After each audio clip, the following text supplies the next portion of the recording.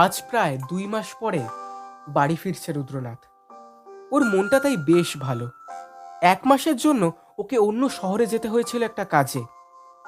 এই কদিনে বাড়ির লোকের সাথে মাত্র 2বার ল্যান্ড ফোনে কথা হয়েছে ওর। শেষ কথা হয়েছে তাও প্রায় দিন 15 আগে। আজ যে ও বাড়ি ফিরছে সেটাও আগে থেকে জানায়নি রুদ্রনাথ। ইচ্ছে হুট করে গিয়ে বউকে একেবারে চমকে দেবে। সেই শহর থেকে ও অনেক কিছু কিনেছে ওর পরিবারের জন্য। ঘর সাজানোর জিনিস, দামি সেন্ট, বউয়ের জন্য কিছু শাড়ি গয়না, আর ওর মেয়ের জন্য প্রচুর খেলনা। রুদ্রনাথের মেয়ে অন্তরার মাত্র 2 বছর বয়স। ওই মেয়েটাই চোখের মনি রুদ্রনাথের। আজ কত দিন হয়ে গেল রুদ্রনাথ দেখেনি মেয়েটাকে। আজ বাড়ি গিয়ে কোলে তুলে খুব আদর করবে। পৌঁছাতে পৌঁছাতে বিকেল হয়ে গেল। স্টেশনে নামতেই চমকে উঠল রুদ্রনাথ। এই কি অবস্থা হয়েছে এখানকার!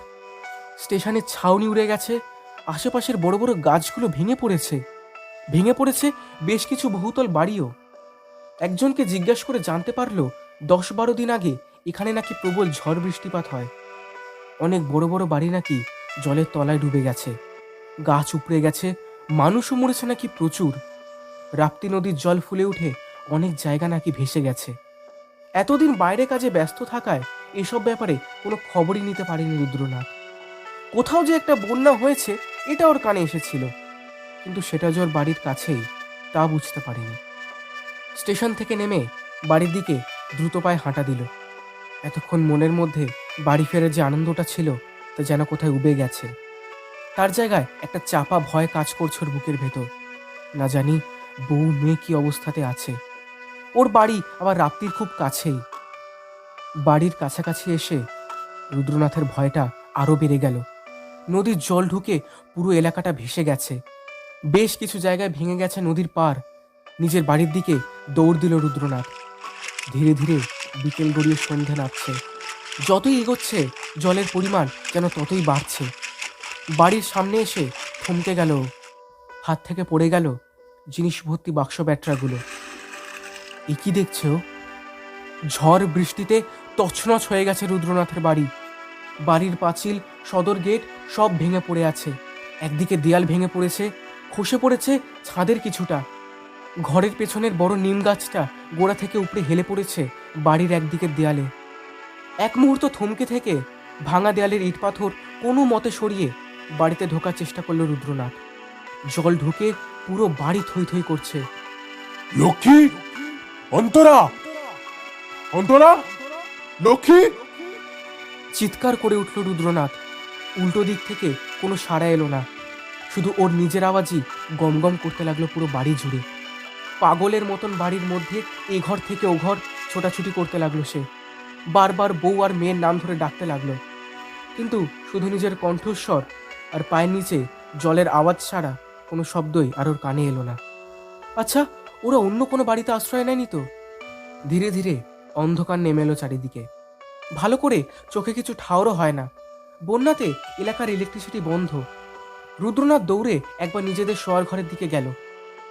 এই ঘরটার একটা দেওয়াল ভেঙে খাটের উপরে পড়ে গেছে, আর সেই চাপে খাটটা ভেঙে পড়েছে মেঝেতে। একটা পচা দুর্গন্ধ যেন ছড়িয়ে আছে সারা ঘরটায়। কি করবে, কোথায় যাবে কিছু ভেবে পায় না সে। কোথায় বা খুঁজবে মেয়ে বউকে? বুক ফেটে কান্না আসতে থাকে ওর। কেন কেন এতদিনের জন্য বাইরে গেল? কেন নিয়মিত ফোন করলো না বাড়িতে? ও তো জানতো বাড়িতে ওর বউ আর মেয়ে একা আছে, তাহলে শুধুমাত্র কাজের জন্য ও কেন ওদের একা ফেলে রেখে চলে গেল? এখন ওরা কোথায় আছে, কেমন আছে, কি করেই বা ওদের খুঁজে বের করবে ও? এই সব কিছুর জন্য নিজেকেই বারবার দোষারোপ করতে থাকলো রুদ্রনাথ। কিন্তু ভাগ্য বোধহয় মানুষের কল্পনার থেকেও বেশি নিষ্ঠুর। সবে উঠে বেরিয়ে আসতে যাবে, হঠাৎ একটা জিনিস চোখে পড়ায় এক মুহূর্তের জন্য নিঃশ্বাস বন্ধ হয়ে গেল রুদ্রনাথের। ভাঙা খাটটার পাশের একটা দিক থেকে একটা ছোট্ট কাপড়ের টুকরো দেখা যাচ্ছে। একটা গোলাপি রঙের কাপড়ের টুকরো, সাথে হলুদ রঙের ফুলের ডট।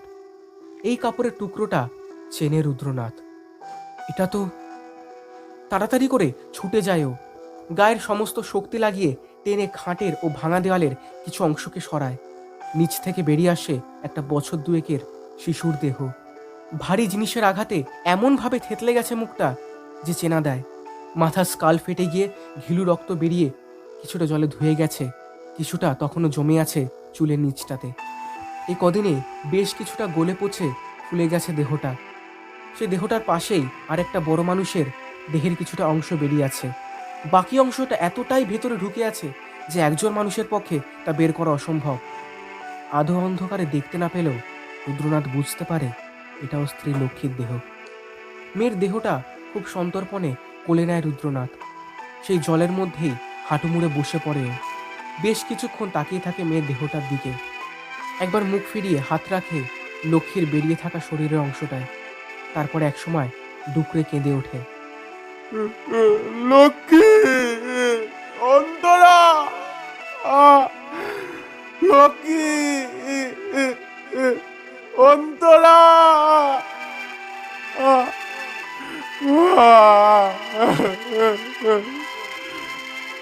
অন্তরা, লক্ষ্মী।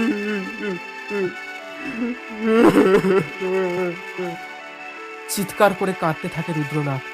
তার সেই কান্না সেই আধো অন্ধকারের বুক চিরে ছড়িয়ে পড়ে আকাশে বাতাসে। অন্তরা সেই পচাগলা দেহটাই বুকে চেপে ধরে রুদ্রনাথ। কাঁদতে থাকে হাউ হাউ করে। কতক্ষণ কেঁদেছিল রুদ্রনাথ তার কোনো হিসাব সেদিন কেউ রাখেনি। একজন সন্তান হারা পিতার কান্নাকে হয়তো সময় ঘড়ি দিয়ে মাপাও যায় না।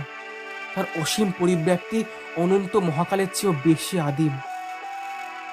একসময় কান্না থামিয়ে চুপ করে মেয়ের দেহটার দিকে তাকিয়ে বসে থাকে রুদ্রনাথ। ভাঙা ছাদের ভিতর দিয়ে প্রতিপদের চাঁদের আলো এসে পড়েছে অন্তরার মৃতদেহটার ওপর। সেই চাঁদের প্রতিচ্ছবি টলটল করতে থাকে ঘরের মধ্যে জমে থাকা জলের ভেতর। যেই জলের মধ্যে মিশে আছে একজন পরিবার হারা সন্তান হারা মানুষের চোখের জলের অনেকখানি। ধীরে ধীরে রাত বাড়ে, নিস্তব্ধতা আরও ঘন হয়। একগুচ্ছ ঘন মেঘ এসে আড়াল করে দেয় চাঁদটাকে। মেয়ের দেহটা বুকে জড়িয়ে উঠে দাঁড়ায় রুদ্রনাথ। তার দু চোখ তখন দাউ দাউ করে জ্বলছে।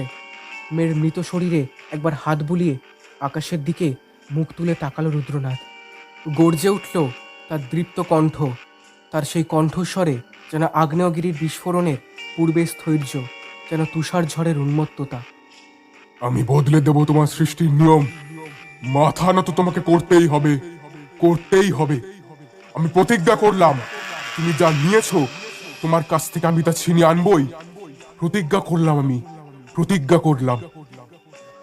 এরপর মেয়ের মৃতদেহটা বুকে চেপে ধীরে ধীরে অন্ধকারের মধ্যে কোথায় যেন মিলিয়ে যায় রুদ্রনাথ।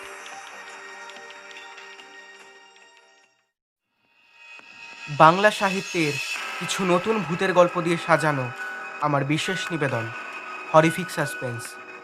আজ আপনারা শুনবেন জিৎ দত্তের লেখা রুদ্রনাথ। গল্পটির প্রধান চরিত্রে আছে রুদ্রনাথ, প্রত্যয় নিয়োগী, কমল দস্তিদার, ভৈরব সিং, জয়তী, রীনা এবং শেফালি দেবী। গল্পের সূত্রধর আমির শান। শুরু হচ্ছে জিৎ দত্তের লেখা রুদ্রনাথ।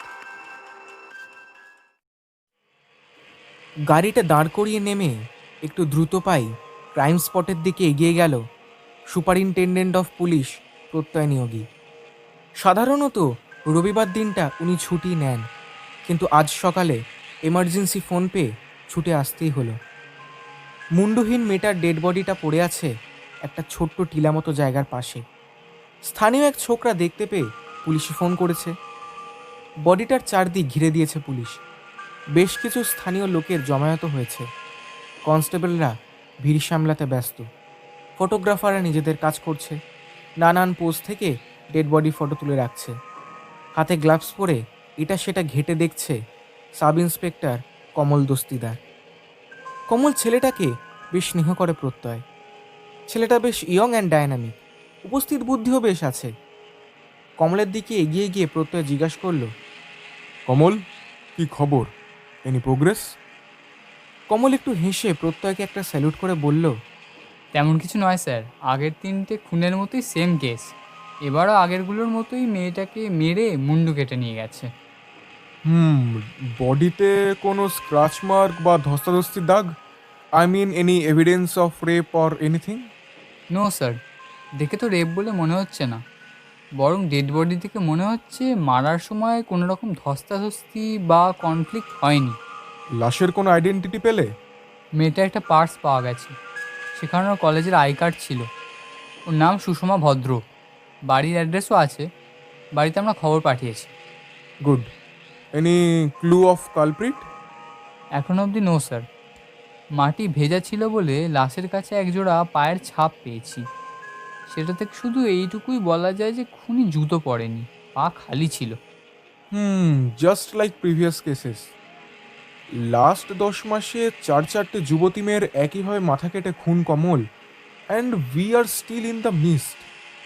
স্যার আমার মনে হয় এই খুনি একজন সাইকো কিলার। দেখুন, প্রতিবার ওদের টার্গেট কলেজের মেয়েরা, যাদের এজ ইন বিটুইন 20 to 24।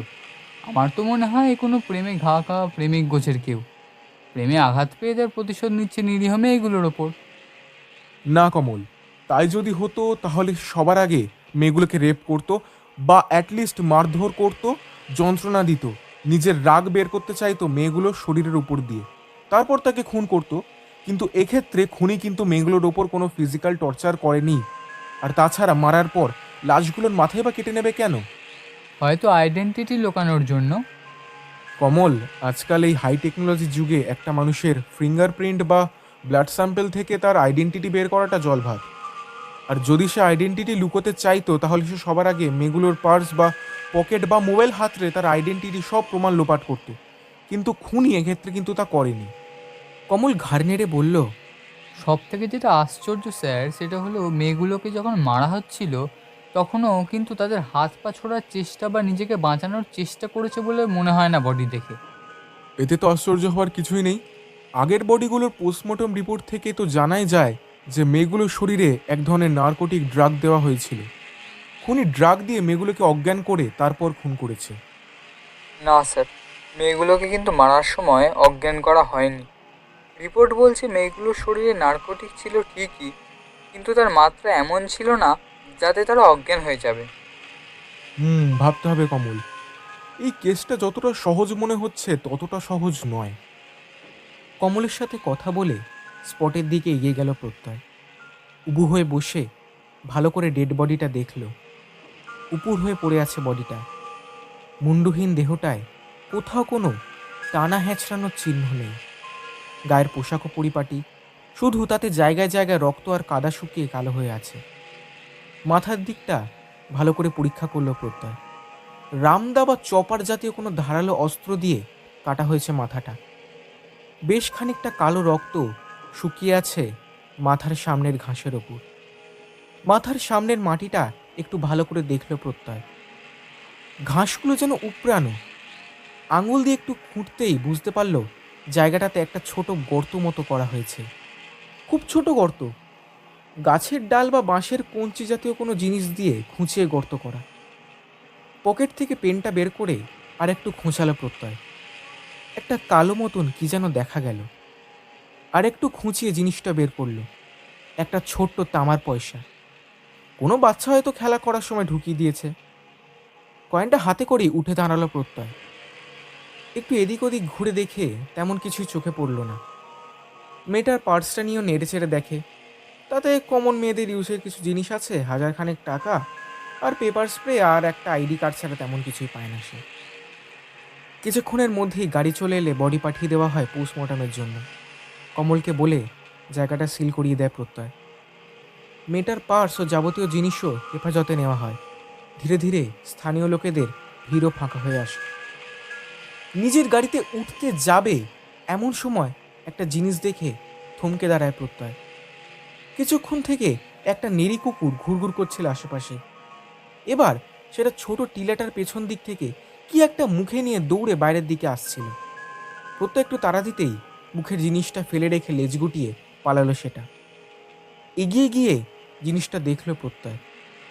একটা কাঠের পুতুল গোছের কিছু। চোখ মুখের রং খানিকটা চটে গিয়েছে, গায়ে কাদামাটি লেগে আছে। নাক শীতকালো প্রত্যয়। ধুস, নিশ্চিন্ত হয়ে ফিরে আসছে। হঠাৎ কি মনে হতে ফিরে গিয়ে পকেট থেকে মোবাইলটা বের করে জিনিসটার একটা ছবি তুলে রাখল। বাস স্ট্যান্ডে নেমে বাড়ির দিকে হাঁটা লাগালো জয়তী। ওর সাথে ওর বন্ধু রিনাও আছে। আজ সত্যি বেশ দেরি হয়ে গেছে ওদের। কলেজের পর সিনেমা দেখার প্ল্যানটা যে হুট করে হয়ে যাবে ভাবতেই পারিনি। যদিও বাড়িতে ফোন করে জানিয়ে দিয়েছে, তাও জয়তী জানে ওর মা চিন্তা করবে, তাই তাড়াতাড়ি বাড়ির দিকে পা চালালো ওরা। মায়ের জন্য সারাদিন খুব চিন্তা হয় জয়তীর। ওর বাবা নেই, খুব ছোটবেলাতেই মারা গেছে। বাবার কথা ভালো মনেও নেই ওর। সেই থেকে একা ওর মা শেফালি দেবী লোকের জামা কাপড় সেলাই করে, মুড়ি ভেজে বিক্রি করে ওকে অনেক কষ্ট করে মানুষ করেছে। জয়তীও এখন টিউশন করে নিজের পড়াশোনার খরচা, হাত খরচা চালায়। ওর খুব ইচ্ছে কলেজটা পাশ করে ঠিকমতো যদি একটা চাকরি পেয়ে যায়, তাহলে আরও মাকে কাজ করতে দেবেন। কলেজের এইচওডি ম্যাম ওকে খুব ভালোবাসে।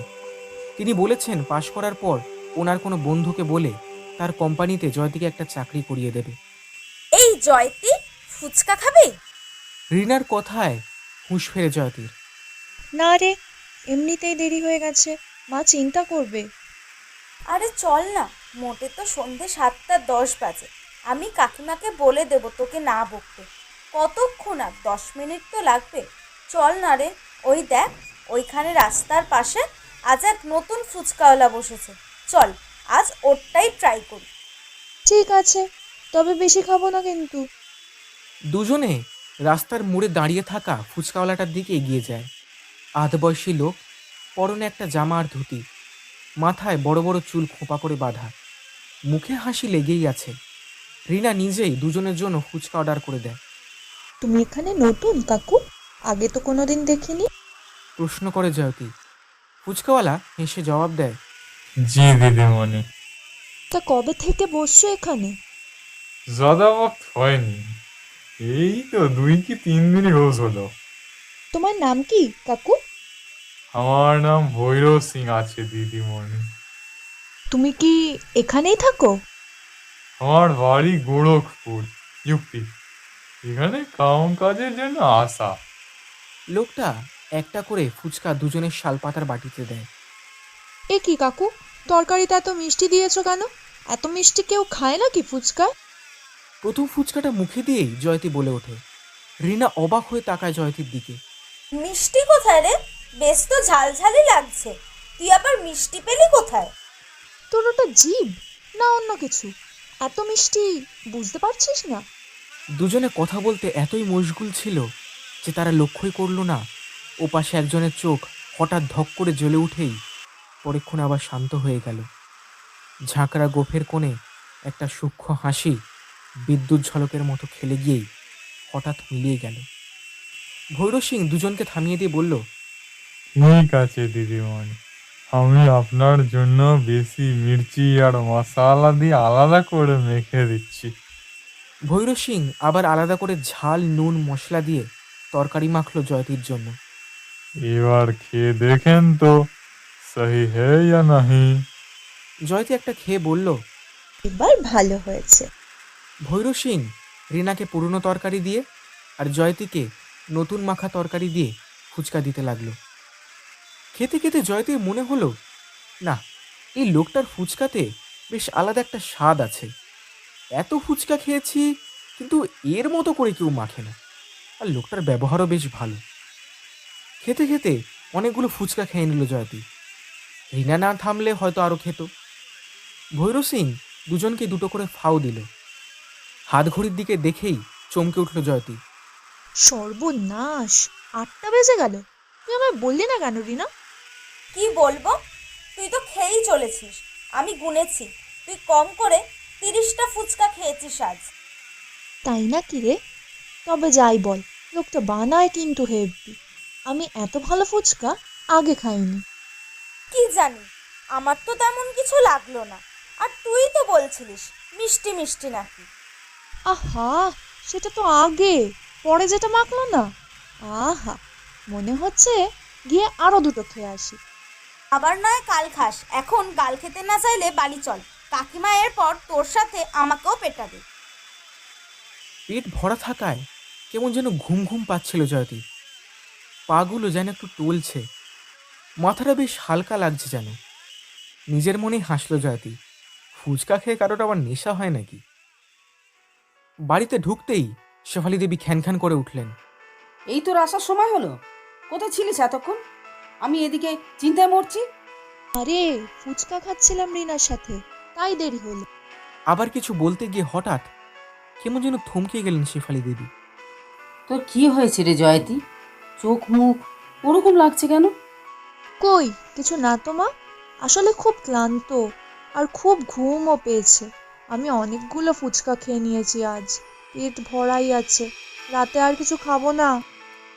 মেয়েকে আর কিছু বললেন না শেফালি দেবী। তবে কেন জানি মেয়ের জন্য ওনার মনে একটা দুশ্চিন্তা হতে লাগলো।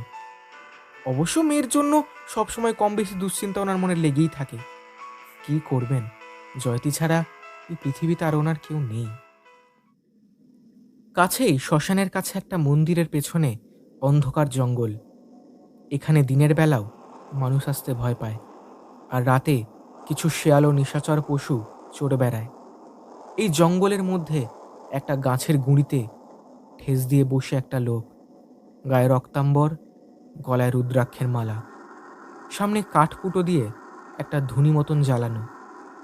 লোকটা যেখানে বসে আছে তার থেকে কিছুটা দূরে একটা বস্তা আর একটা রামদা গাছের গায়ে হেলান দিয়ে রাখা। লোকটা একটা বোতল থেকে একটা বিশেষ তরল পান করছিল। কিছুটা তরল হাতে নিয়ে ছুঁড়ে মারল সামনের জ্বলন্ত কাঠগুলোতে। ক্ষুধার্ত সাপদের মতো লকলক করে উস্কে উঠল আগুন। লোকটা যেন কাউকে শোনানোর মতন করে বলে উঠল, আর মাত্র একটা খাবার পেয়ে গেছি মা, তুই চিন্তা করিস না, পেট ভরে খাবি যত ইচ্ছে, তারপর আমি আসনে বসবো। তখন কিন্তু তোকে আসতেই হবে মা, আসতেই হবে। আমি অনেক দিন অপেক্ষা করেছি শুধু এই দিনটার জন্য। তোকে আসতেই হবে, আসতেই হবে। আকাশ বাতাস কাঁপিয়ে চিৎকার করে উঠল লোকটা। ও জানে এখানে দূর দূরান্ত অবধি ওর আওয়াজ শোনার মতো কেউ নেই। কয়েকটা শেয়াল চিৎকার করে উঠল খুব কাছেই কোথাও। রাতের অন্ধকারে সেই দুই কণ্ঠস্বর সমবেত হয়ে কোনো পৈশাচিক হাসির মতো শোনালো।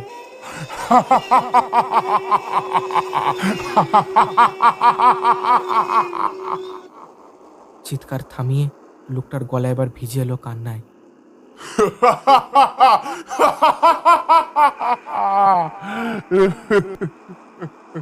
আসতেই হবে মা, তোকে আসতেই হবে। এ যেমন অনেক দিনের অপেক্ষা মা, এ যেমন অনেক দিনের অপেক্ষা। May I come in sir? কমলের গলার স্বর শুনে মুখের সামনে থেকে সায়েন্স ম্যাগাজিনটা নামালো প্রত্যয়। আরে কমল যে, come in. Thank you sir. Sir postmortem রিপোর্টটা এনেছি। আর যেগুলো আনতে বলেছিলাম? এনেছি স্যার। পকেট থেকে একটা এনভেলাপ বের করে প্রত্যয়ের হাতে দেয় কমল। রিপোর্টটাতে একবার চোখ ভোলায় প্রত্যয়। ওর ভ্রু দুটো ভাঁজ হয়ে আছে, কপালের মধ্যিখানে সরলরৈখিক খাঁজ। কাগজটা পড়া হয়ে গেলে আবার খামে ভরে কমলের হাতে দিয়ে দেয়। তুমি রিপোর্ট পড়েছো? পড়েছি স্যার। তোমার কি মতামত? স্যার আমরা যা যা সাসপেক্ট করেছিলাম তার সাথে প্রায় অনেকটাই মিলে গেছে। আগেরগুলোর মতনই এটাও রেপ কেস নয়। ব্লাডে একই নার্কোটিক স্যাম্পল পাওয়া গেছে, তবে মডারেট ডোজ প্রতিবারের মতনই। আচ্ছা একটা কথা বলো তো, মেয়েগুলোকে কি বলি দেওয়া হয়েছে? মানে ধর্মুন্ডু কি এক কোপে কাটা? ডক্টর কি বলেন? নো স্যার, এক কোপে কাটলে সাধারণত ভেনে ব্লাড ক্লট করে যায়। এক্ষেত্রে কিন্তু তা হয়নি, সুতরাং ডেড বডি কোপে নয় পোঁচ দিয়ে কাটা হয়েছে। আচ্ছা, শুধু খুনের স্টাইল ছাড়া আর কোন ব্যাপারে সিমিলারিটি তুমি দেখতে পেলে? আর কিছু সিমিলারিটি তেমন কিছু দেখলাম না তো স্যার। আচ্ছা কমল, তাই তোমার কাছে সবকটা রিপোর্ট একসাথে চেয়েছিলাম। নিজের চেয়ার ছেড়ে উঠে দাঁড়ালো প্রত্যয়। একটু আড়মোড়া ভেঙে একটা সিগারেট ধরালো। তারপর একটা বড় ধোঁয়ার রিং ছেড়ে বলল, কোমল, এই প্রতিটা মেয়ের ব্লাড গ্রুপ কিন্তু এবি নেগেটিভ, এটা লক্ষ্য করেছো? এই ব্লাড গ্রুপ কিন্তু খুব রেয়ার কমল। আমাদের দেশে মাত্র 1 কি 2% লোকের এই ব্লাড গ্রুপ। এখন প্রশ্ন হলো, উনি এবি নেগেটিভ ব্লাড গ্রুপের মেয়েগুলো কি শুধু মারছে কেন, আর তাদের খুঁজি বা বের করছে কিভাবে? উনি এসব জানছে কি করে? ব্যাপারটা তো একটা কোইন্সিডেন্সও হতে পারে স্যার। হতে পারে, কিন্তু আমার মন বলছে এটা নিচু একটা কাকতালীয় নয়। অন্য কোনো ব্লাড গ্রুপ হয়তো হলে আমার সন্দেহ থাকতো না, কিন্তু এই গ্রুপটা সত্যি খুব রেয়ার। আর এই গ্রুপের মেয়ে তো আরো রেয়ার। আর যদি শুধু ব্লাড গ্রুপটাই ফ্যাক্টর হবে তাহলে শুধু মেয়েরাই কেন, ছেলেদের কেন খুনি টার্গেট করছে না? জানলার দিকে মুখ ফিরিয়ে সিগারেট খেতে লাগলো প্রত্যয়। কমল রিপোর্টগুলো বের করে আবার পড়তে লাগলো। সিগারেটটা শেষ করে টেবিল থেকে ডায়েরিটা তুলে নিল প্রত্যয়। কমলের দিকে ডায়েরিটা এগিয়ে দিয়ে বলল, কমল, তোমার সবকটা মেয়ের নাম আর খুনের জায়গাগুলো মনে আছে তো? একটু লিখে দাও তো এই ডায়েরিটায়। মনে মনে একটা ছক কষার চেষ্টা করে প্রত্যয়। এই কেসে অনেকগুলো ফ্যাক্টর কাজ করছে। এক, মেয়েগুলো সবাই প্রায় সেম এজ কলেজ পড়ুয়া কেন, অন্য কোনো এজড মেয়ে বা ছেলে নয় কেন? দুই, শুধু এবি নেগেটিভ গ্রুপের মেয়েরাই কেন? তিন, মেয়েগুলোকে মারার সময় ড্রাগ দেওয়া হলেও সেই ডোজ মডারেট কেন? খুনি কেন মেয়েগুলোকে অজ্ঞান করেনি? চার, মেয়েগুলোকে অজ্ঞান না করে মাথা কেটে খুন করা হয়েছে।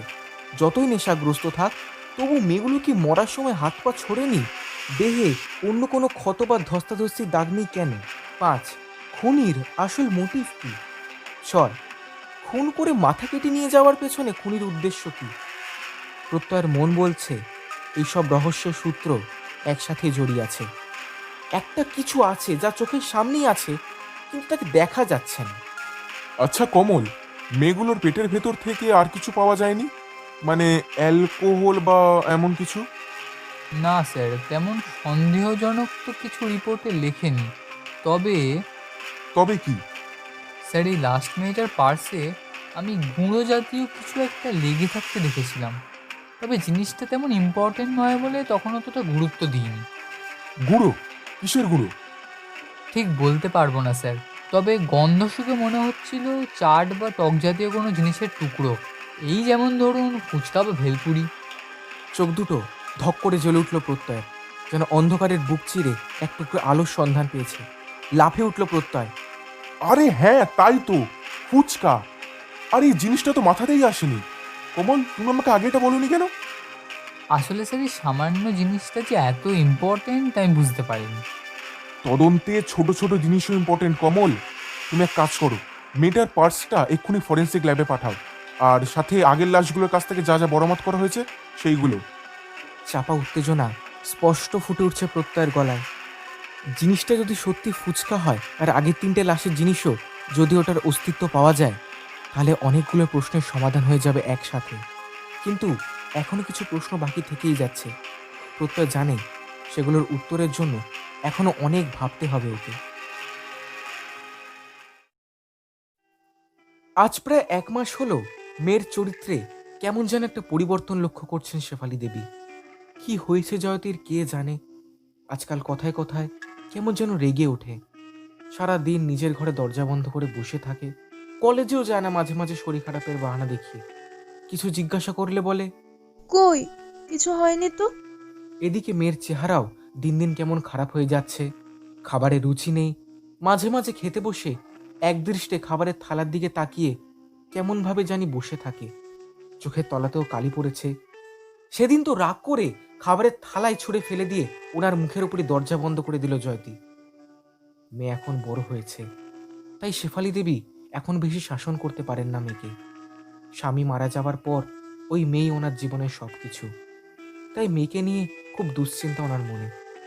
সেদিন রিনাকে ডেকে জিজ্ঞাসাও করলেন যে জয়তীর কলেজে কোনো ছেলেকে ভালো লাগেটাকে কিনা, বা কারোর সাথে ওর ঝামেলা হয়েছে কিনা।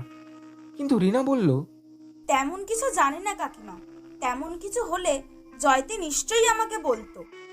এই সবের সাথে এখন আর একটা নেশা জুড়েছে মেয়ের, ফুচকার নেশা। রোজ সন্ধেবেলা ফুচকা খাওয়া চাই চাই। শেফালি দেবী কতবার বারণ করেছেন যে রোজ রোজ এইসব খাওয়া ঠিক নয়, কিন্তু মেয়ে শুনলে হয়। রোজ সন্ধেবেলা গিয়ে পাড়ার মোড় থেকে ফুচকা খেয়ে আসবে। আজও সন্ধেবেলা বেরোতে যাচ্ছিল জয়তী। শেফালি দেবী ওকে ডেকে বলল, রোজ রোজ এত ফুচকা খাওয়া ভালো না মা। আজ নয় আমি ঘরে তোকে মুচমুচে কিছু বানিয়ে দিচ্ছি। জয়তী কেমন করে যেন তাকালো মায়ের দিকে। শেফালি দেবীর কেমন যেন অস্বস্তিকর লাগলো সেই দৃষ্টি। আজকাল প্রায় মেয়ের দিকে তাকালে কেমন জানি ভয় লাগে ওনার। তারপর কোনো কথার উত্তর না দিয়ে ঘর থেকে বেরিয়ে গেল জয়তী। ঘর থেকে বেরিয়ে জয়তী প্রতিদিনের মতন ভৈরব সিংয়ের দোকানে গেল ফুচকা খেতে। ভৈরব সিং জানতো জয়তী আসবে। ও এমন প্রতিদিনই আসে। একটা হালকা হাসি রেখা ফুটে উঠল ওর মুখে। আজ এই রাস্তায় লোকজন তেমন নেই। স্ট্রিট ল্যাম্পটা জ্বলছে ঠিকই, কিন্তু কাঁচের ভেতর এক ধরনের পোকার মৃত দেহাবশেষ জমে ওঠায় আলো অনেক ম্লান। আজকাল আর জয়তীকে এসে ফুচকার জন্য বলতে হয় না ভৈরু সিংকে। ভৈরু সিং আগে থেকেই ওর পছন্দ মতো মশলা মেখে রাখে। ফুচকা দিতে দিতে ভৈরু সিং জিজ্ঞাসা করলো, अच्छा दीदीमणि, आपके घर में और कौन कौन है? ফুচকা খাবার সময় কথা বলতে বিরক্ত লাগে জয়তীর। আজকাল ওর যেন কথা বলতেই বিরক্ত লাগে। তবু নেহাত অনিচ্ছা সহ উত্তর দিল, আমি আর মা। और आपके पिताजी? আমার বাবা নেই, অনেক ছোটবেলায় মারা গেছে। আমার মনেও নেই। ओह, दुख की बात। একটু চুপ করে ভৈরু সিং বলল, अच्छा दीदीमणि, আপনি আমার একটু কাম করিয়ে দিতে পারবেন? তোমার আবার কি কাজ? একটা লেখা পড়ার কাজ আছে। আসলে আমি তো আনপড়, তাই কেউ একটু সাথে গেলে ভালো হয়। আসলে আপনি রোজ রোজ আমার দোকানে আসেন, তাই আপনাকে বললাম আর কি। বড়ি মেহরবানি হতো। ও, তা যাবো নয়। কোথায় যেতে হবে? বেশি দূর না, এই কাছে। আজকেই? না না, अभी भी वक्त है। আমি আপনাকে আগে জানিয়ে দেব। তবে দিদিমণি, রাতের বেলা যেতে হবে কিন্তু। তবে আমি কথা দিচ্ছি, ज़्यादा वक्त লাগবে না। আচ্ছা, ঠিক আছে। মুচকি হাসল ভৈরু সিং। জয়তী কথা বন্ধ করে ফুচকা খেয়ে চলল। একটা গাড়ি এসে দাঁড়ালো ভৈরু সিংয়ের দোকানের কাছে। দুজন ভদ্রলোক নেমে এলো ওর দোকানের দিকে। প্রথম ভদ্রলোক মাঝবয়সী হলেও বেশ শরীরচর্চা করা ফিট চেহারা। অপরজন বেশ ইয়ং আর বুদ্ধিদীপ্ত চোখ মুখ। অনেকদিন ফুচকা খাই না কমল, চলো আজ একটু ফুচকা খাওয়া যাক। প্রথম ব্যক্তি বলল দ্বিতীয় ব্যক্তিকে। দ্বিতীয় ব্যক্তি একটু হেসে ভৈরু সিংয়ের উদ্দেশ্যে বলল, কই, দু জায়গায় ফুচকা দাও তো দেখি। ভৈরু সিং দুজনের হাতে শালপাতার বাটি ধরিয়ে দিয়ে আলাদা করে মশলা মাখতে লাগলো। কমলের মুখের দিকে একবার তাকিয়ে প্রত্যয় বলল, আহা, আবার আলাদা করে মাখার কি দরকার? ওই বানানো তরকারি থেকে দাও না আমাদের। ভৈরু সিং একটু অপ্রস্তুত হয়ে হেসে বলল, নেই সাব, ও দিদিমণির জন্য স্পেশাল তরকারি আছে, এক্সট্রা মির্চ মশালেদার। আমি আপনাদের আলাগ সে বানিয়ে দিচ্ছি। কমল ও প্রত্যয় একে অপরের মুখের দিকে দেখল। তারপর প্রত্যয় ঘুরে দাঁড়িয়ে জয়তীকে উদ্দেশ্য করে বলল, আপনি খুব মশলা খান বুঝি? জয়তী একবার মুখ তুলে চাইলে প্রত্যয়ের দিকে। স্ট্রিট লাইটে সেই অল্প আলোতে জয়তীর চাহনি দেখে ভুরু কুঁচকে গেল প্রত্যয়ের। কি অস্বাভাবিক রকমের লাল জয়তীর চোখ, আর চোখের তারাও কেমন যেন বিস্ফারিত। কেমন এক উদ্দেশ্যহীন চাহনি সেই চোখে। Are you okay madam? আপনার চোখ এত লাল কেন? ও কিছু না, আসলে ঝালের জন্য। হুম। উত্তরটা যেন ঠিক মনোপ্রুত হলো না প্রত্যয়ের। ও চোখে চোখে কিছু একটা ইশারা করলো কমলকে। পরের ফুচকাটা জয়তী যেই মুখে তুলতে যাবে অমনি কমল ম্যাডাম পোকা। বলে এক ধাক্কা মেরে জয়তীর হাত থেকে ফুচকাটা ফেলে দিল নিচে। ক্ষুব্ধ বাঘের মুখ থেকে শিকার কেড়ে নিয়ে যেমন হয়, ঠিক সেই রকম দৃষ্টি নিয়ে জয়তী তাকালো কমলের দিকে। ওর চোখ দুটো অন্ধকারও যেন জলজল করছে। কমল ভালো মানুষের মতো মুখ করে বলল, সরি, আসলে পোকাটা। জয়তী কোনো উত্তর না দিয়ে মুখ ঘুরিয়ে নিল। এই সুযোগে প্রত্যয় নিজের লাইটারটা নিচে ফেলে দিয়ে সেটা কুড়োনোর অজুহাতে টুক করে একটা প্লাস্টিকের প্যাকেট বের করে জয়তীর পড়ে যাওয়া ফুচকাটা তাতে ভরে নিল। আর এই ঘটনাটা ঘটল সবার চোখের আড়ালে। জয়তী কমলের উপর থেকে চোখ সরিয়ে ভৈরু সিংকে বলল, কাকু, আজ আর খাবার মুড নেই। তোমার কত হলো বলো তো? দাম মিটিয়ে গটগট করে চলে গেল জয়তী। প্রত্যয় কমলকে ইশারায় বোঝালো কাজ শেষ। তবু দুজনে বেশ কয়েকটা ফুচকা খেলো, আর কয়েকটা ভৈরু সিংয়ের চোখ বাঁচিয়ে প্যাকেটে ভরে নিল স্যাম্পেল হিসেবে। কথায় কথায় ভৈরু সিংয়ের নাম ও পরিচয় বের করে নিল দুজনে। প্রত্যয় ভৈরু সিংকে কথার জালে পেঁচিয়ে জয়তী সম্পর্ক কিছু তথ্য জোগাড় করে নিল। বলা তো যায় না, যদি কাজে লাগে। কেন জানে না মেয়েটাকে দেখে কেমন যেন একটা সন্দেহ জেগেছে প্রত্যয়ের মনে। প্রত্যয়ের মন বলছে ওরা তদন্তের শেষ পর্যায়ে চলে এসেছে। তবু পরীক্ষা না করে কিছুই বলা সম্ভব নয়। যদিও সন্দেহ ঠিক হয় তাহলে অনেকগুলো রহস্যের সমাধান হয়ে যাবে, কিন্তু তবু কিছু যেন বাকি থেকে যাচ্ছে। যদি সবর পরিকল্পনা মাফিক হয়ও, তাহলেও কিভাবে এর উত্তর পাওয়া গেল, কেন এর উত্তরটা এখনো বাকি থেকেই যাচ্ছে। এই কেন এর উত্তরটা কিছুতেই ভেবে পাচ্ছে না প্রত্যয়।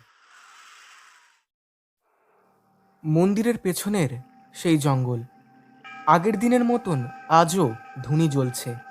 সেদিনের সেই রক্তবস্ত্র পরিহিত লোকটাকে আজও দেখা যায়, তবে আজ তার চোখে অনেকটা প্রশান্তি, অনেকটা যেন স্বস্তির ছাপ। লোকটার এক হাতে একটা মোটা কাঠের টুকরো আর অন্য হাতে একটা ভোজালি মতন ছুরি। সেটা দিয়ে লোকটা কাঠটাকে কুড়ে কুড়ে কিছু একটা বানাচ্ছে।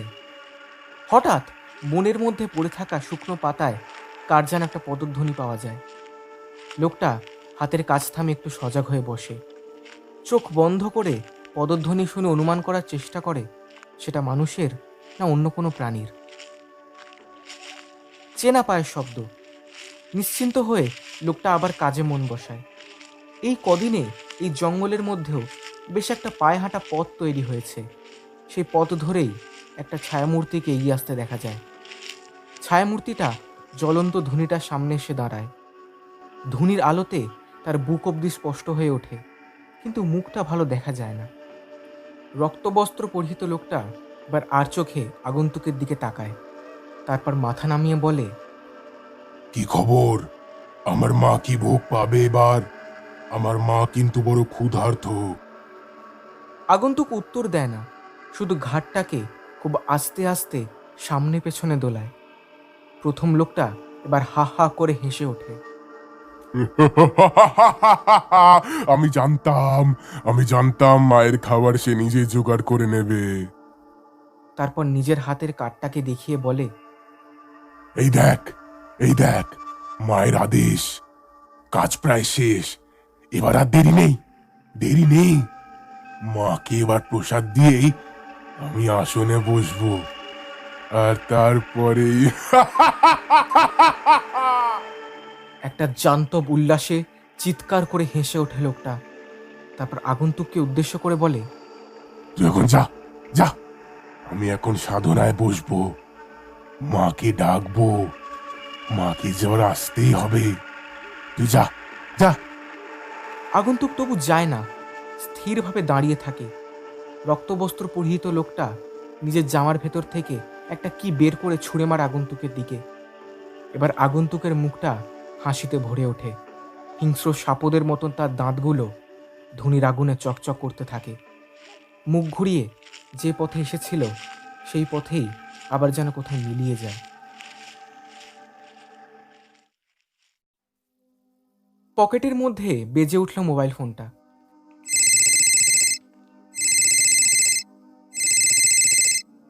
কমল তাড়াতাড়ি ফোনটা রিসিভ করে বলল, এখন ব্যস্ত আছি, 10 মিনিট পরে ফোন করছি। ফোনটা কেটে দিয়ে প্রত্যয়ের দিকে ঘুরল কমল। হ্যাঁ স্যার, কি বলছিলেন? বলছিলাম, সব রিপোর্টগুলো এসেছে? এসেছে স্যার। ভৈরব সিংয়ের ফুচকাতে ড্রাগস মেশানো, তবে সবগুলোতে নয়, বিশেষ একটায়। ওই মেয়েটার হাত থেকে পড়ে যাওয়াটায় তো? Yes sir. তার মানে আমি ঠিকই সন্দেহ করেছিলাম ওই মেয়েটাকে আলাদা করে ড্রাগস দেওয়া হচ্ছে। তাহলে স্যার কেস তো সলভ। এখন গিয়ে ভৈরব সিংকে অ্যারেস্ট করে নিলেই হয়। না কমল, না, এত সোজা নয়। ভৈরব সিং এই খেলার একজন সেপাই মাত্র। সে ড্রাগ খাওয়াতে পারে, কিন্তু খুন করার ক্ষমতা ওর নেই। আমাদের আসল খুনিকে ধরতে হবে। আমরা কি তাহলে ভৈরব সিংয়ের ওপর নজর রাখবো স্যার? আমার মতে তার দরকার নেই, আমরা ওকে যখন তখন ধরতে পারি। তুমি এক কাজ করো, তুমি বরং ওই মেয়েটা জয়তী না কি যেন নাম, ওর উপর নজর রাখো, কারণ খুনির নেক্সট টার্গেট কিন্তু ওই মেয়েটাই। কমল কি একটা বলতে যাচ্ছিল, কিন্তু আবার বেজে উঠল মোবাইল ফোনটা।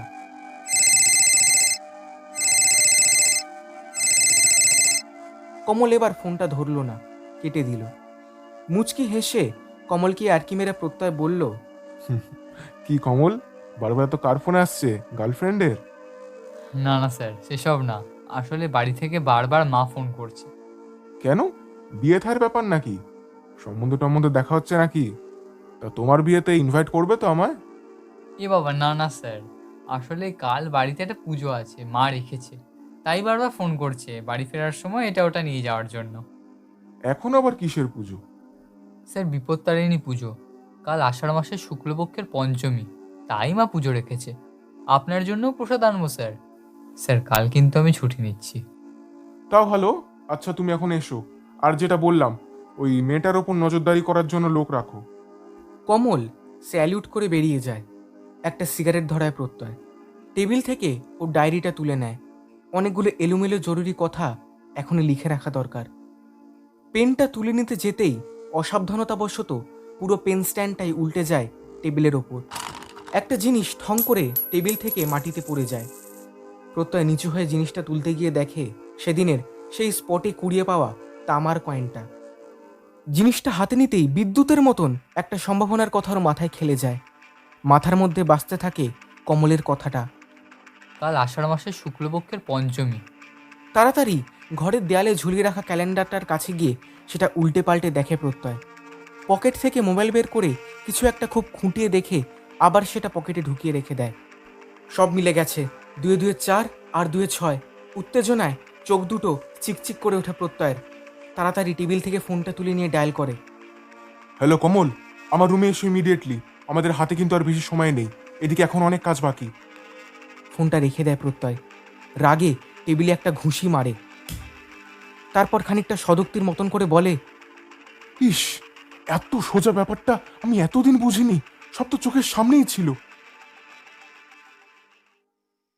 দূর থেকে ভৈরব সিং দেখতে পেল জয়তী আসছে। আজ অন্য দিনের থেকে মশলাটা ও একটু বেশি মিশিয়েছে। জয়তী কাছে আসতে ভৈরব সিং বলল, দিদিমণি, আজ কিন্তু আপনাকে আমার সাথে যেতে হবে।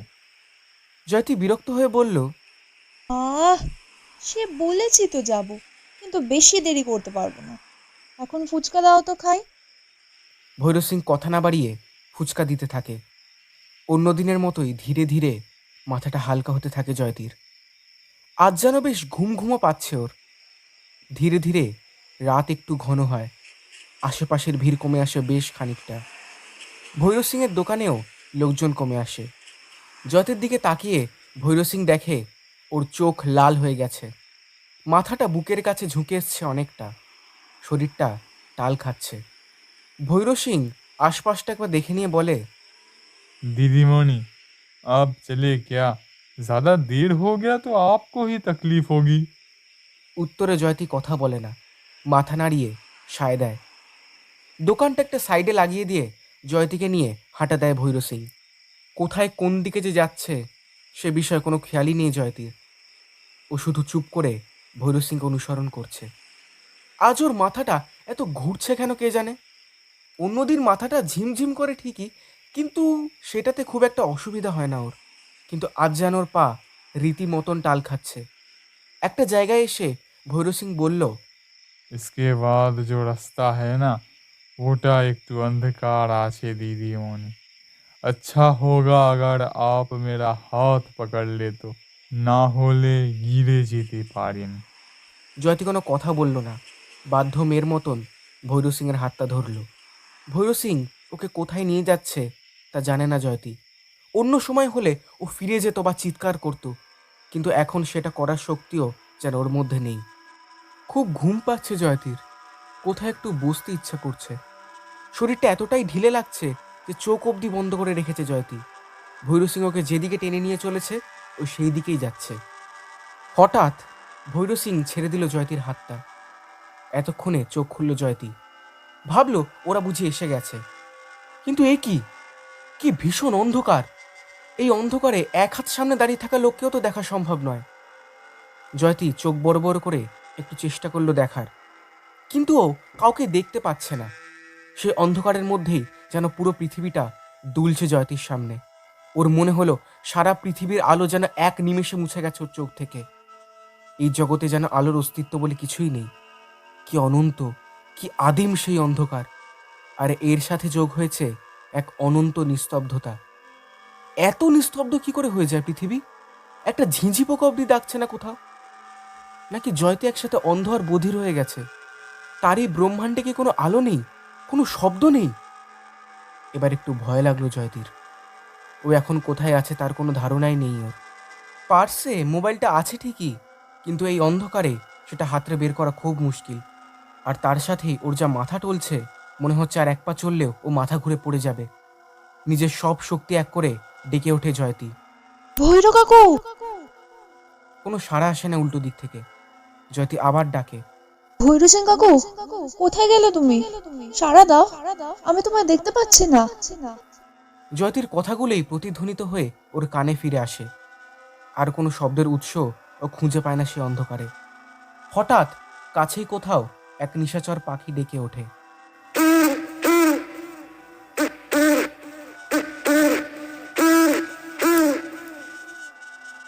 ভয় পেয়ে উদ্ভ্রান্তের মতন ছুটতে চেষ্টা করে জয়তী, কিন্তু পারে না। এক পা চলতে গিয়েই এতক্ষণ থেকে ওর চোখের সামনের ভ্রাম্যমান পৃথিবীটা যেন আচমকাই উল্টে যায়। মাটির ওপর সজোরে আছড়ে পড়তে থাকে জয়তী, কিন্তু পড়ে না। একজোড়া বলিষ্ঠ হাত ধরে নেয় জয়তীকে।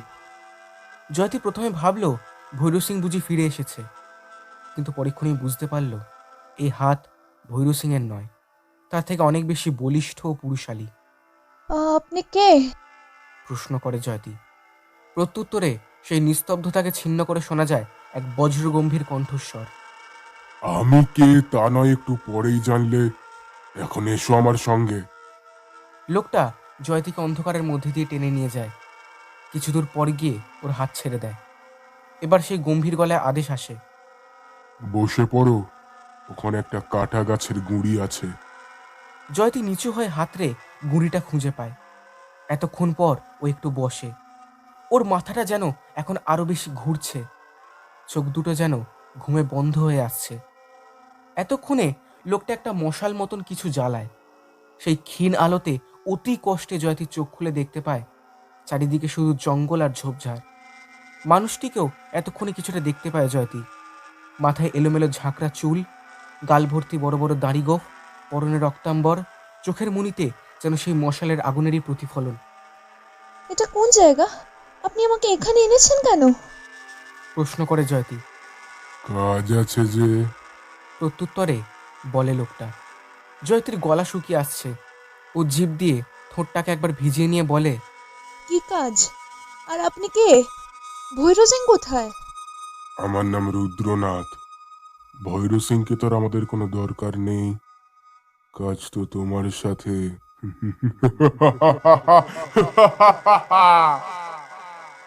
হা হা করে হেসে ওঠে লোকটা। তারপর হাসি থামিয়ে নিজের ঝোলা থেকে কিছু একটা বের করে জয়তীর সামনে ধরে। জয়তী দেখে সেটা একটা অদ্ভুত দেখতে কাঠের পুতুল। নিজের মুখটা জয়তীর খুব কাছে এগিয়ে আনে রুদ্রনাথ। সেই আধো অন্ধকারে সেটা যেন আরো বেশি রহস্যময় লাগছে। একটা পৈশাচিক হাসি লেগে রয়েছে চোখ মুখে। জয়তী আর রুদ্রনাথের মাঝে এখন শুধু সেই কাঠের পুতুলের ব্যবধান। আদেশের বাণী ফুটে ওঠে রুদ্রনাথের স্বরে। তাকাও, তাকাও আমার চোখের দিকে। জয়তী খুব কষ্টে চোখ খুলে রাখে। ওর চোখের পাতাটা যেন ক্রমশ ভারী হয়ে আসছে। চোখের দৃষ্টি কেমন যেন ঘোলাটে হয়ে যাচ্ছে ধীরে ধীরে। ও যেন আস্তে আস্তে হারিয়ে যাচ্ছে রুদ্রনাথের সেই গভীর চোখের মধ্যে কোনো এক অতলে, যেখানে শুধু অন্ধকার, কোনো আলোর প্রবেশাধিকার নেই সেখানে। রুদ্রনাথ বলেই চলেছে, নিজেকে অনুভব করো, অনুভব করো এই পুত্তলিকার মধ্যে। নিজেকে বিলীন করে দাও অনন্তে। তোমার আত্মা এখন এই পুত্তলিকার অন্তরে। তোমার সত্তা এখন আর তোমার শরীরে নয়, এই কাঠের পুতুলের মধ্যে। তোমার এখন জরা নেই, অনুভূতি নেই, দুঃখ, কষ্ট, সুখ, আনন্দ, যন্ত্রণা, কাম, ক্রোধ, লোভ, মোহ, জাগতিক স্বার্থ বলতে কিচ্ছু নেই তোমার। তোমার শরীর এখন শুধুই খোলস মাত্র। এ খোলস বিনষ্ট করতে দাও, বিনষ্ট করতে দাও। নিজের এই দেহকে মায়ের প্রসাদ করো, প্রসাদ করো। এতক্ষণে ফের কথা বলে জয়তী। ওর দৃষ্টি এখন স্থির, কণ্ঠস্বর শান্ত, দেহভঙ্গি নিরুত্তাপ। অনেক দূর থেকে যেন ভেসে আসছে ওই কণ্ঠস্বর। এই স্বরে কোনো রকম মানবিক উত্তেজনার লেশমাত্র নেই। এ যেন কোনো প্রাণ শক্তিহীন যান্ত্রিক কণ্ঠস্বর। আমাকে মায়ের প্রসাদ হিসেবে নিবেদন করুন প্রভু। উঠে দাঁড়ালো রুদ্রনাথ। আবার সে নিস্তব্ধ অন্ধকারকে বিদীর্ণ করে ধ্বনিত হলো জান্তব হাসি।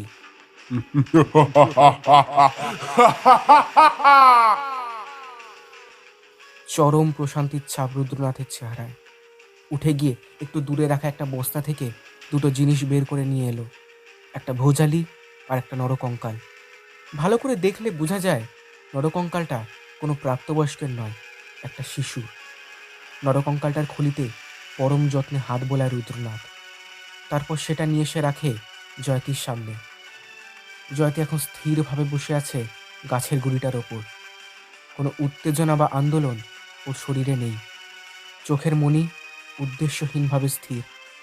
খুব মৃদু স্বাভাবিক নিঃশ্বাস পড়ছে ওর। রুদ্রনাথ একটা তামার চাকতি জয়তীর কপালে ছোঁয়ালো। কিসব যেন মন্ত্র বিড়বিড় করে বলল। তারপর সেই চাকতিটা নিয়ে গিয়ে রাখলো নরকঙ্কালটার করটির ওপর। এবার মন্ত্রোচ্চারণের শব্দটা একটু জোরে হলো। সে মন্ত্রের ভাষা স্বাভাবিক সংস্কৃত নয়, অন্য কিছু। মশালের আগুনটা কমে এসেছিল। রুদ্রনাথ সেটাকে খুঁচিয়ে দিল। লক লক করে ফের জ্বলে উঠল পাবক শিখা। সেই আগুনের চাকতিটাকে ভালো করে গরম করলো রুদ্রনাথ। তারপর গরম অবস্থাতেই সেটা এনে মাটিতে একটু গর্ত করে পুঁতে দিল জয়তীর সামনে। এরপর সেই গর্তের ওপর কাঠের মূর্তিটাকে বসালো। এবার শুধু নররক্তে ঠান্ডা করতে হবে এই চাকতি। তারপর এই 5 জন যোগিনীর করটি দিয়ে তৈরি পঞ্চমুণ্ডের আসনে বসে বীজমন্ত্র জপ করতে হবে। আর তাহলেই ভোজালিটা হাতে তুলে নেয় রুদ্রনাথ। জয়তীকে উদ্দেশ্য করে বলে, মা বড় ক্ষুধার্ত, বড় তৃষ্ণার্ত। মা তোমার রক্ত চান। তুমি কি দেবে মাকে তোমার রক্ত? জয়তী সম্মতিসূচক ঘাড় নাড়ে। রুদ্রনাথ জয়তীকে হাত ধরে তুলে এনে কাঠের মূর্তিটার সামনে উপুর করে শুইয়ে দেয়। একটা গাছের মোটা ডাল এনে রাখে ওর গলার নিচে। ওর চুলের বাঁধনগুলো খুলে ঘাড়ের দুপাশে এলিয়ে দেয় চুলগুলো। জয় মা! বলে ভুজালিটা তুলে প্রথম কোপটা বসাতে যায় রুদ্রনাথ। ঠিক সেই সময় কী কারণে উস্কে ওঠে মশালের আগুনটা। আর সেই আগুনের আলোতে একটা জিনিস দেখে মুহূর্তের জন্য হাতটা কেঁপে যায় রুদ্রনাথের। ব্যাস, ওই একটা মুহূর্তেই অনেকটা দেরি হয়ে যায়। কাছেই ঝোপের ভেতর থেকে একটা পিস্তল গর্জে ওঠে। একটা বুলেট এসে বিঁধে যায় রুদ্রনাথের ডান কবজিতে। ওর হাত থেকে ভুজালিটা ছিটকে পড়ে যায়। এরপরেই অনেকগুলো টর্চের আলো এসে পড়ে ওর মুখের ওপর। আহত কবজিটা চেপে ধরে মাটিতে বসে পড়ে রুদ্রনাথ। একদল পুলিশ মুহূর্তের মধ্যেই ওকে ঘিরে ফেলল। পুরো ব্যাপারটা ঘটতে সময় লাগলো মাত্র কয়েক সেকেন্ড। রুদ্রনাথের অন্য হাতে হ্যান্ডক্যাপ পরাতে পরাতে সুপারিনটেন্ডেন্ট অফ পুলিশ প্রত্যয় নিয়োগী বলে, রুদ্রনাথ তান্ত্রিক, ইউ আর আন্ডার অ্যারেস্ট। আপনার ওপর ভারতীয় পিনাল কোড 1860-এর ধারা 302, 303 এবং 304 অনুযায়ী 4টে কুমারী মেয়েকে নৃশংসভাবে গলা কেটে খুন ও আরেকজনকে খুনের চেষ্টা করার অভিযোগ। আপনার সাথী ভৈর সিং এখন আমাদের হেফাজতে। সুতরাং ঝামেলা না করে আমাদের সাথে কোঅপারেট করুন। রুদ্রনাথের বস্তা থেকে উদ্ধার করা হয় আগের 4টে মেয়ের কাটা মুন্ডগুলো। সেগুলো পচে তার থেকে দুর্গন্ধ বেরোচ্ছিল। কোনোটার মাংস গলি গিয়ে কঙ্কাল বেরিয়ে পড়েছে।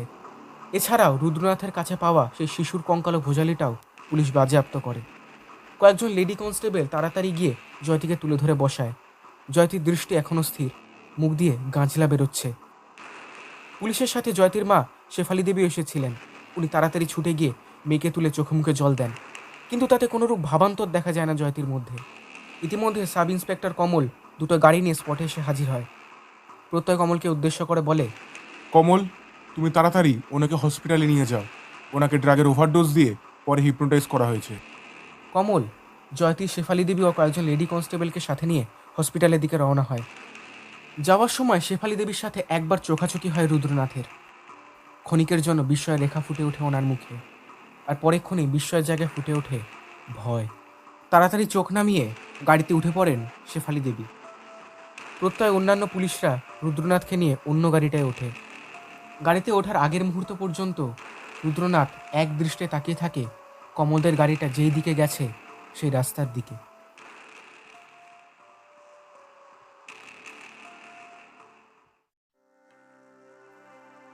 ঘড়িতে বিকেলে 4:30। শহরের একটা নামী হসপিটালের বেডে শুয়ে আছে জয়তী। সামনে একটা চেয়ারে বসে আছে সাব ইন্সপেক্টর কমল। বাইরে ডাক্তারবাবুর সাথে কিছু জরুরি কথা বলছে প্রত্যয় আর শেফালি দেবী। সেই ঘটনার পর 1 সপ্তাহ কেটে গেছে। জয়তী এখন অনেকটাই সুস্থ, হয়তো আজই হসপিটাল থেকে ছাড় পেয়ে যাবে। এর মধ্যে বিগত 3-4 দিন প্রত্যয় শহরে ছিল না, গোরখপুর গেছিল ইনভেস্টিগেশনের জন্য। প্রায় একই সাথে ঘরে ঢুকলেন শেফালি দেবী আর প্রত্যয়। কমল উঠে দাঁড়ালো, চোখের ইশারায় ওকে বসতে বলল প্রত্যয়। নিজে পাশে একটা চেয়ার টেনে নিয়ে বসলো। শেফালি দেবী গিয়ে মেয়ের পাশে বসলেন, জয়তীকে ধরে সোজা করে বসিয়ে দিলেন। তারপর কেমন আছেন মিস জয়তী? বলল প্রত্যয়। হালকা হেসে জয়তী জবাব দিল, এখন অনেক ভালো। গুড। ডাক্তারের সাথে কথা হলো, আপনি কালই রিলিজ পেয়ে যাবেন। আজ রাতটা ওনারা শুধু আপনাকে একটু অবজারভেশনে রাখতে চান। কিন্তু স্যার, এসব কি হলো কিছুই বুঝলাম না। কে উনি, আর কেনই বা আমাকে মারতে চেয়েছিলেন? আমি তো ওনাকে কোনোদিন দেখেছি বলে মনে পড়ছে না। প্রত্যয় স্মিত হাসল। কমল বলল, হ্যাঁ স্যার, আমারও অনেক কিছু জানার আছে। আপনি সব কিছু বুঝলেনই বা কী করে? আর এই খুনগুলোর পিছনে মোটিভটাই বা কী? চেয়ারের উপর শরীরটা এলিয়ে দিল প্রত্যয়। তারপর একটু আড়মোড়া ভেঙে বলল, এই কেসের অনেক কিছু আমার কাছে অধরা ছিল কমল, আর তাই আমি গোরখপুর গেছিলাম। ওখানে গিয়ে এমন অনেক কিছু সত্যি আমার সামনে আসে যা আমাকেও অভিভূত করে দেয়। আমার এত বছরের কেরিয়ারে আমি কোনোদিন এমন ঘটনা দেখিনি। কী সেই ঘটনা স্যার? আর এই কেসের সাথে গোরখপুরি বা কীভাবে জড়িয়ে আছে? প্রশ্ন করে কমল। প্রত্যয় বলে, তাহলে প্রথম থেকেই বলি শোনো।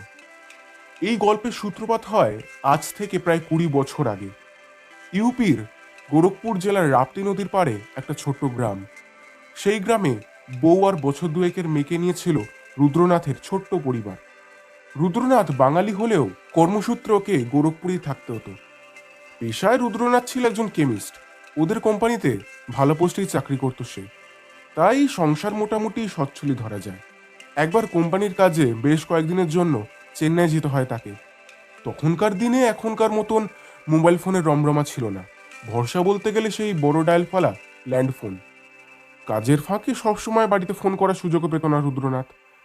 এরই মধ্যে একদিন প্রচণ্ড ঝড় বৃষ্টি বন্যা হয় ওদের গ্রামে। রাপ্তি নদী ফুলে উঠে অনেক জায়গা জলমগ্ন হয়, ঘর বাড়ি ভেঙে যায়, গাছ উপড়ে যায়। বাড়ির বাইরে থাকায় স্বাভাবিকভাবেই রুদ্রনাথ এসবের খবর পায়নি। তাই 10-15 দিন পরে যখন বাড়ি ফেরে রুদ্রনাথ, ততদিনে সব শেষ। বাড়ি ফিরে মাথায় হাত পড়ে যায় তার। পুরো বাড়ি গাছ টাছ পড়ে ভেঙে চুরে লণ্ডভণ্ড। মেয়ে বউ কোথায় আছে কে জানে। এদিকে রুদ্রনাথ বাড়ি ফিরেছিল সন্ধ্যার মুখে, ফলে অন্ধকারে ভালো করে কিছু দেখতে পায় না। পাগলের মতো সেই ভাঙা বাড়ির মধ্যে মেয়ে বউয়ের নাম ধরে ডাকতে থাকে সে। এমন সময় ঘরের এক ভেঙে পড়া দেয়ালের নিচে ও নিজের মেয়ের একটা কাপড়ের টুকরো দেখতে পায়। তারপর দেয়াল সরিয়ে মেয়ের পচা গলা থেঁতলে যাওয়া দেহটা বের করে তার নিচ থেকে। সেই রাতেই মেয়ের সেই মৃতদেহ নিয়ে গৃহত্যাগী হয় রুদ্রনাথ। তারপর আর কেউ কোনোদিন তাকে সেখানে দেখেনি। এত অবধি ছিল সংসারী রুদ্রনাথের গল্প। এর পরের থেকে গল্প শুরু হয় রুদ্রনাথ তান্ত্রিকের। মেয়ের মৃতদেহ নিয়ে আগানে বাগানে রাস্তায় রাস্তায় পাগলের মতো ঘুরতে থাকে রুদ্রনাথ। মন্দিরে বা কোনো স্থানে কোনো সাধুসন্ত দেখলেই হাতে পায়ে ধরে জোরাজুরি করতে থাকে মেয়েকে বাঁচিয়ে দেওয়ার জন্য। লোকে দূর দূর করে পাগল বলে ঢিল পাথর ছুঁড়ে মারে। কোনো কোনো সহৃদয় ব্যক্তি আবার এটা সেটা খেতেও দেয়। এইভাবেই একসময় মৃতদেহ পচে কঙ্কাল বেরিয়ে গেল। তবু রুদ্রনাথ আশা ছাড়ল না। মেয়ের কঙ্কালটা একটা বস্তায় ভরে নিয়ে ঘুরতে থাকে। এইভাবেই ঘুরতে ঘুরতে রুদ্রনাথের দেখা হয় লবসাং সঙ্গত সেন এর সঙ্গে। ইনি একজন তিব্বতী বৌদ্ধ ধর্মগুরু। এর কাছ থেকেই তিব্বতী বজ্রযান তন্ত্রের কথা শোনে রুদ্রনাথ। বৌদ্ধ ধর্মের সাথে হিন্দু তন্ত্র সাধনার মিলনে তৈরি হয়েছে এই বজ্রযান তন্ত্র। সেই তন্ত্রে নাকি মৃত মানুষকে বাঁচিয়ে তোলার পদ্ধতি আছে। এই লবসাং সঙ্গত সেনের সঙ্গেই তিব্বতে যায় রুদ্রনাথ।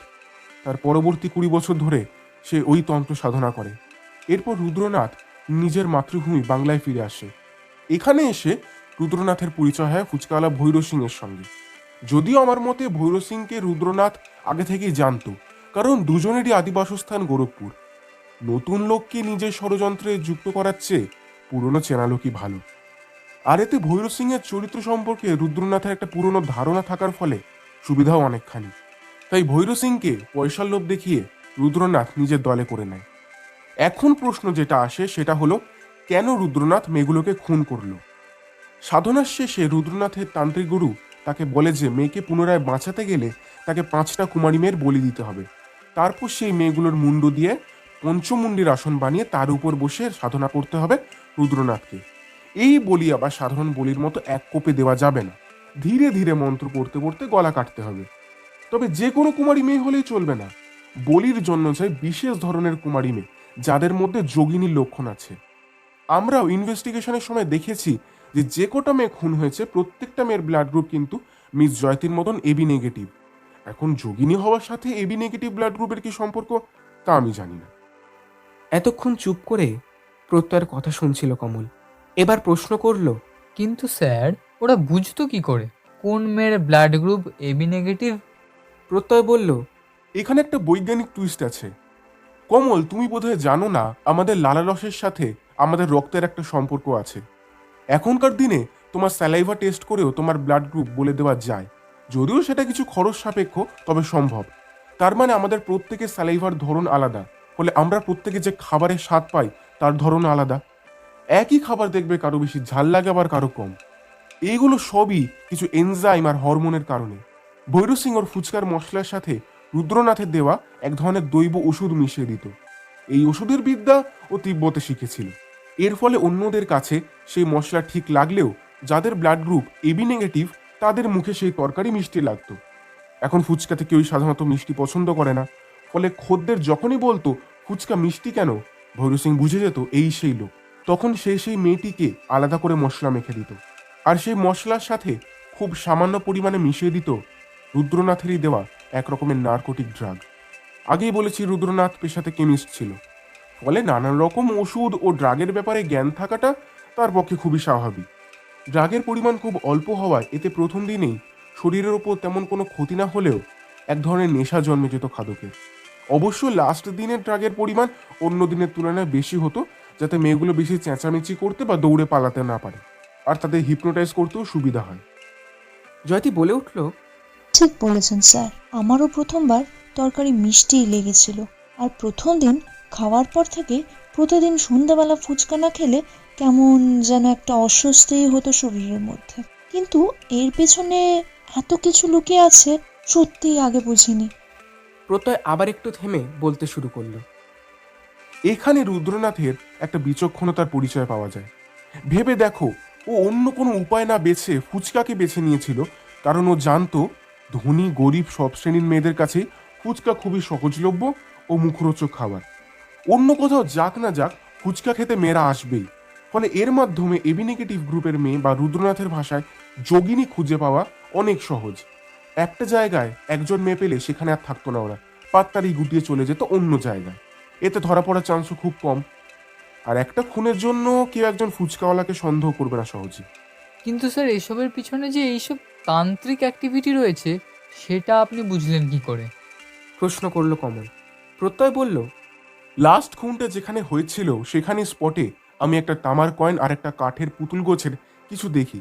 প্রথমে ব্যাপারটা গায়ে মাখিনি, পরে সেদিন তুমি যখন বললে পঞ্চমী তিথিতে তোমাদের বাড়িতে পুজো, তখনই ব্যাপারটা মাথায় ক্লিক করে। তারপর বাংলা ক্যালেন্ডার মিলিয়ে দেখি খুনগুলো যে দিন হয়েছে সেই দিন অমাবস্যা ছিল। অমাবস্যা, গলা কেটে খুন, মুন্ডু কেটে নিয়ে যাওয়া, তামার পয়সা, কাঠের পুতুল, সব কিছুকে পরপর সাজালে একটাই কথা সামনে উঠে আসে, এ নিশ্চয়ই কোনো পাগলতান্ত্রিকের কাজ। অবশ্যই তন্ত্রাচারের কথাবার্তা রুদ্রনাথ নিজে জেরার মুখে স্বীকার করেছে। কিন্তু স্যার, আমি যে ওই মুহূর্তে ওখানেই থাকবো সেটা আপনারা জানলেন কি করে? প্রশ্ন করলো জয়তী। প্রত্যয় হেসে বলল, আপনার ওপর অনেক দিন থেকে আমাদের নজর ছিল ম্যাডাম। আপনি কখন কোথায় যান, কি করেন, সবকিছুই আমাদের লোক আড়াল থেকে নোটিস করছিল। তবে সবই আপনার ভালোর জন্য। ভৈরব সিং এর ব্যাপারটাও আমরা জানতাম, কিন্তু তার মাথার উপর যে কে আছে সেটা আমরা জানতাম না। সেদিন যখন আপনি ভৈরব সিং এর সাথে গেলেন তখন আমরাও নিঃশব্দে আপনার পিছু নিয়েছিলাম। তারপর রুদ্রনাথের সাথে আপনার পুরো কনভারসেশন ও তার অ্যাক্টিভিটিগুলো আমরা নাইট ভিশন ক্যামেরায় রেকর্ড করি পরবর্তী এভিডেন্সের জন্য। এরপর যখন দেখি সে আপনাকে খুন করতে অস্ত্র তুলছে, তখন আমরা তাকে বাধ্য হয়ে গুলি করি।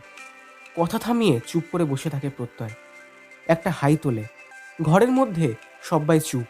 এতক্ষণ সবাই মন্ত্রমুগ্ধের মতন যে গল্প শুনছিল সেটাই বোধহয় আত্মস্থ করার চেষ্টা করছে।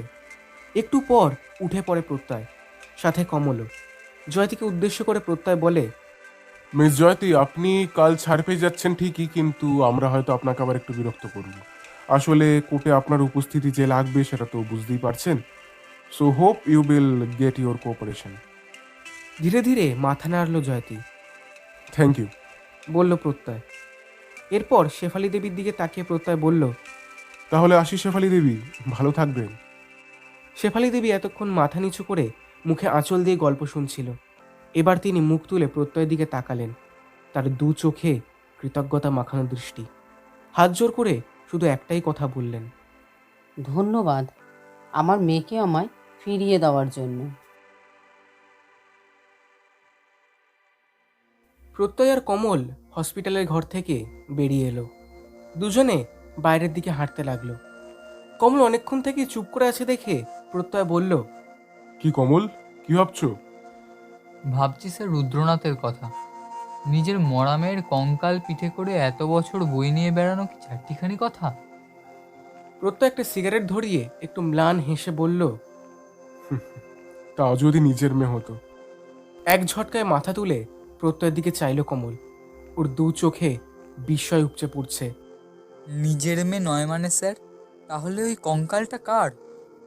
এক মুখ ধোঁয়া ছেড়ে প্রত্যয় বলল, এই গল্পের একটা ক্লাইম্যাক্স আছে কমল। ভেতরে যে গল্পটা শুনলে সেটাই শেষ নয়। রুদ্রনাথের গল্পে তার পরিবারে তার বউ আর মেয়ে ছাড়াও আরও দুজন ক্যারেক্টার ব্যাকগ্রাউন্ডে রয়েছে।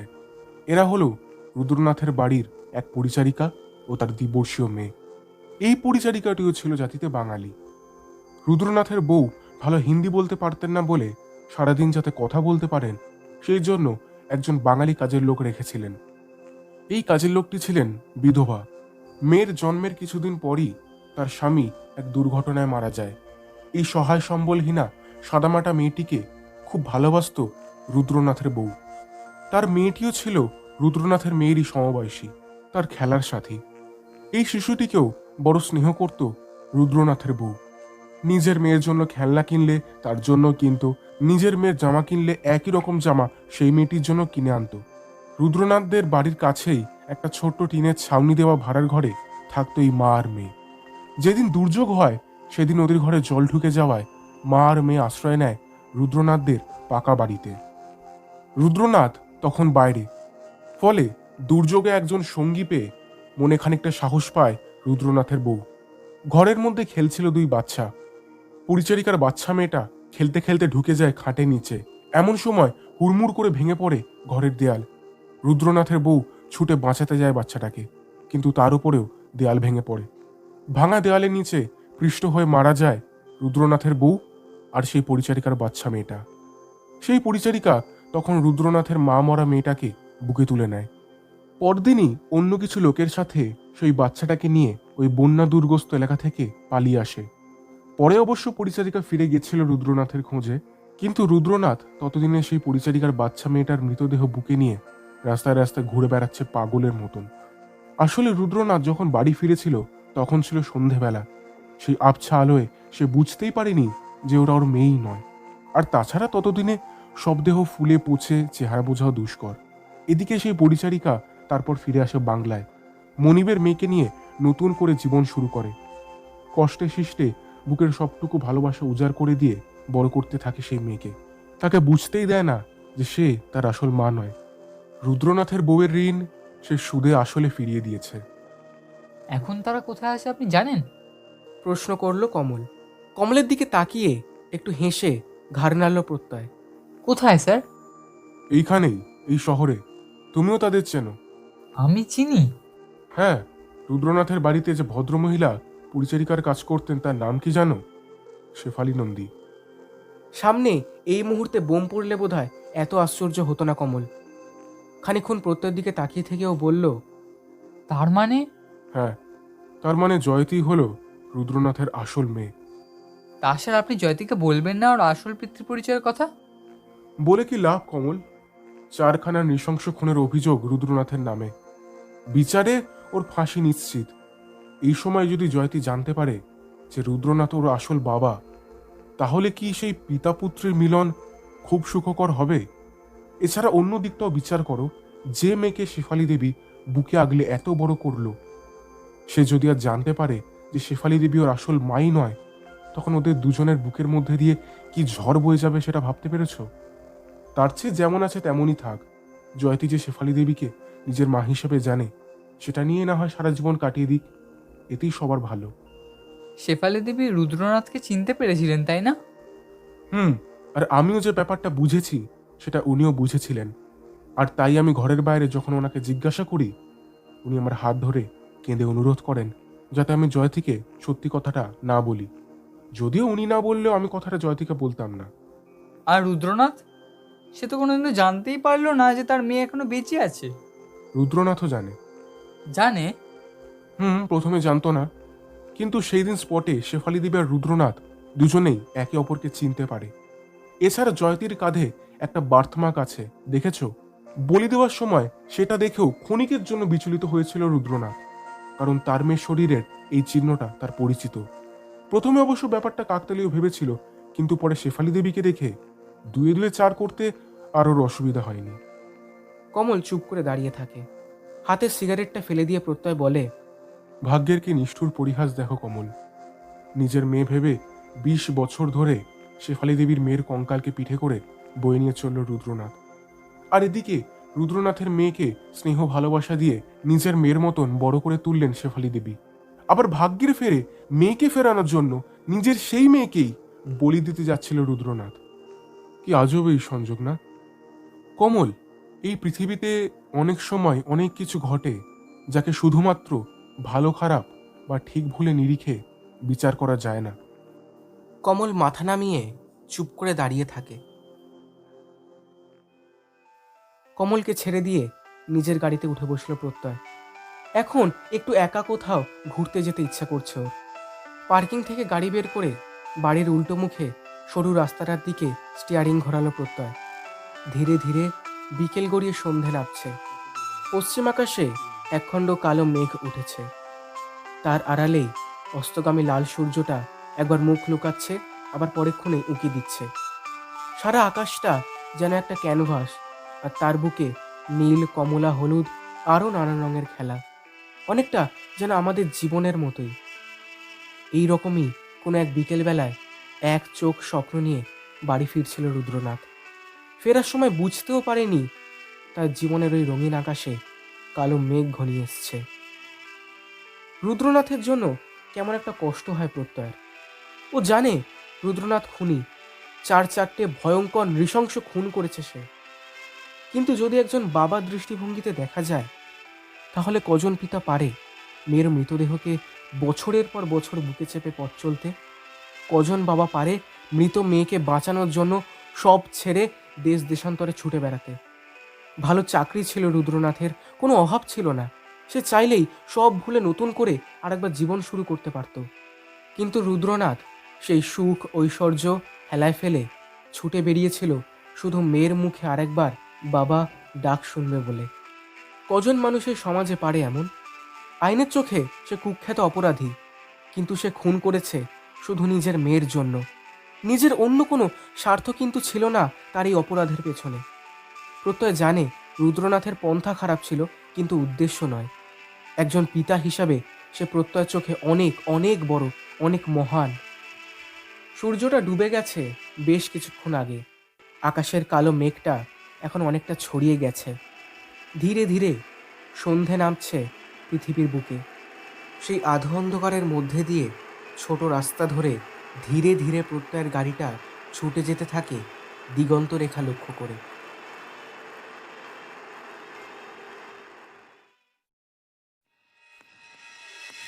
শেষ হলো জিৎ দত্তের লেখা রুদ্রনাথ। কমল এবং ভৈরব সিংয়ের চরিত্রে সৌর্য মুখার্জি, জয়তীর চরিত্রে কস্তুরী রয়, রীনার চরিত্রে পায়েল মণ্ডল, শেফালি দেবীর চরিত্রে মনিকা বোলার, রুদ্রনাথ, প্রত্যয় এবং গল্পের সূত্রধর আমি শান, পোস্টার ডিজাইনে দীপক দাস, শব্দগ্রহণ, আবহ সঙ্গীত এবং স্পেশাল এফেক্টসে আমি শান। আশা করি গল্পটি আপনাদের ভালো লেগেছে। ভালো লেগে থাকলে অবশ্যই লাইক করবেন এবং খুব খুব শেয়ার করবেন এবং নিচে কমেন্ট করে বলবেন কেমন লাগলো। আর আপনি যদি আমাদের চ্যানেলে নতুন হয়ে থাকেন তাহলে অবশ্যই চ্যানেলটিকে সাবস্ক্রাইব করে নেবেন এরকমই আরও নতুন নতুন গল্প পেতে। হ্যাপি নিউ ইয়ারে সবাইকে আমার তরফ থেকে অনেক অনেক ভালোবাসা এবং শুভেচ্ছা রইল এবং বড়দেরকে আমার প্রণাম রইল। এই নতুন বছর আপনারা অনেক ভালো করে কাটান এবং আমাদের সাথে থাকুন। দেখা হচ্ছে পরের গল্পে।